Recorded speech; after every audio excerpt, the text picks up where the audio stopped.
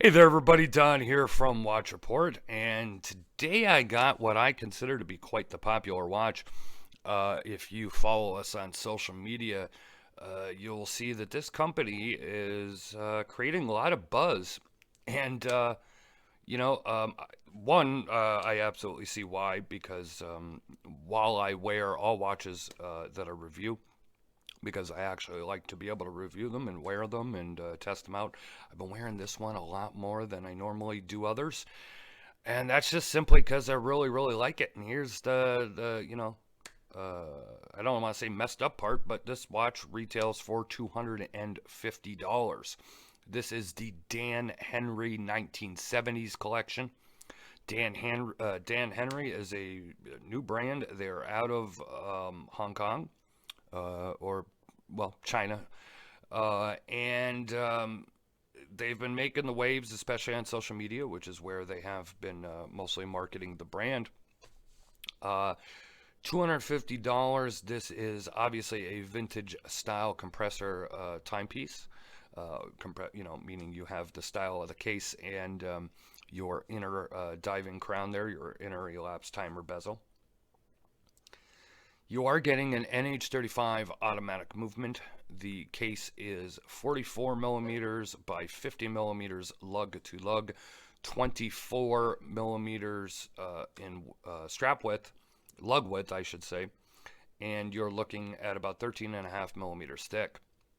So, $250 price point. And the other thing I forgot to mention is the very, very vintage domed crystal. Now, point of contention that I've seen for some is that it is not a sapphire crystal. It is a sapphire coated mineral crystal.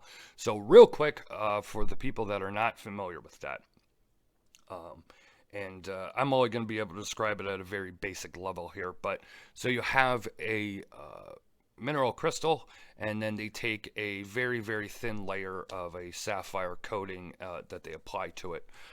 So it gives it some scratch resistance. Now, this can be done badly and it can be done very well. I've seen it both ways. So far, I have not seen an issue or had an issue. I know I've knocked and banged this watch into a couple of things. No scratches on the crystal that I could see. It is known that that layer can come off eventually. How long it takes is, up to the process of how it was done. So, moving on from that, this is the gray inner dial variant. There is also an orange dial variant. So, this part here on the inside, where you see the gray chapter ring, is they have an orange model, and they have three other vintage inspired pieces from Dan Henry as well. You could see that this has vintage style loom coloring to the hands and the markers. You do have a date. Now, another thing I want to make sure that I point out is these are not screw down crowns. You could see the crosshatch style crowns here, combination of brushed and polished finishes. I do have to say, for 250 bucks, that is some nice finishing that they have done on the case here. Try and give you a close-up look at it.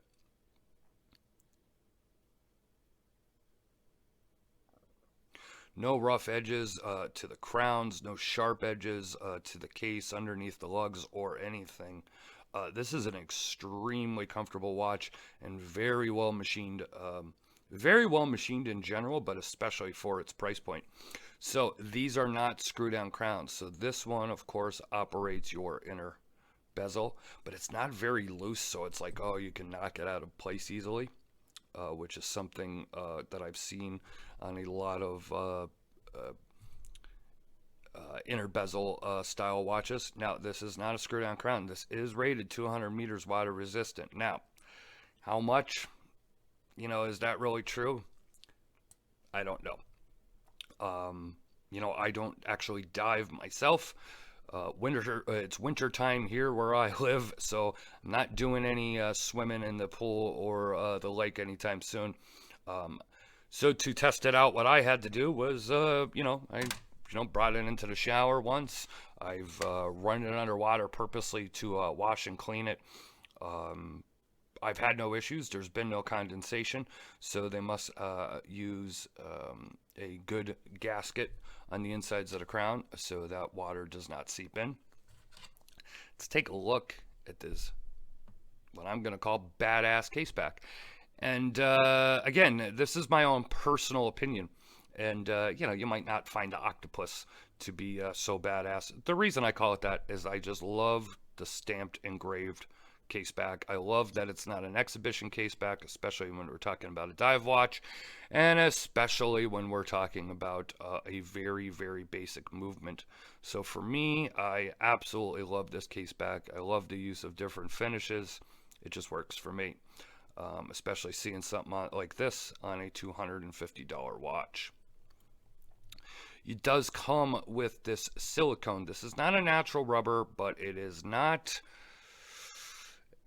it doesn't pick up the lint and the dirt as much as, that's my dog in the background. And so you could say hello to him if you'd like, because he doesn't feel like shutting up right now because he heard the wind blow outside.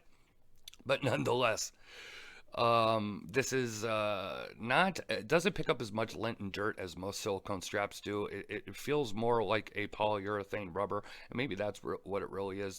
They list it as silicone on the website, but maybe it is more of a polyurethane, like the Magretti watch that I recently reviewed. But it is a very nice tropic style rubber strap.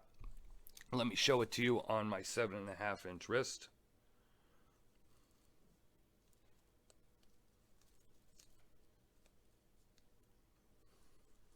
What's nice about these style of straps is that they are going to fit an array of wrist sizes. So because the holes just go all the ways up, now obviously you don't want to have like, if you have a really small wrist, you don't want to have a buckle all the ways up here, but you can go up a little higher than where mine is, and you could see how much room is left over. So I'll say out of the box, this is easily going to fit an 8-inch wrist, if not a little bit larger. So there is a look at that 44 by 50 millimeter case on my 7.5-inch wrist.